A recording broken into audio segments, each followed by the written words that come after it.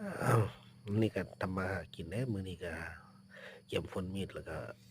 ผลแปลวปลามาแล้วก็มาตำแล้วบัดนี้ตำแล้วแล้วก็มีตัวหนึงก็เฮ็ด โต๊ะเฮ็ดตั้งเป็นบนนั่งบนเสาเด้อแล้วก็อันนี้หม้อแกงจากนั้นก็เฮ็ดทำงานมื้อนี้นี่ขึ้นหลังคาแล้วก็มาตั้งเสา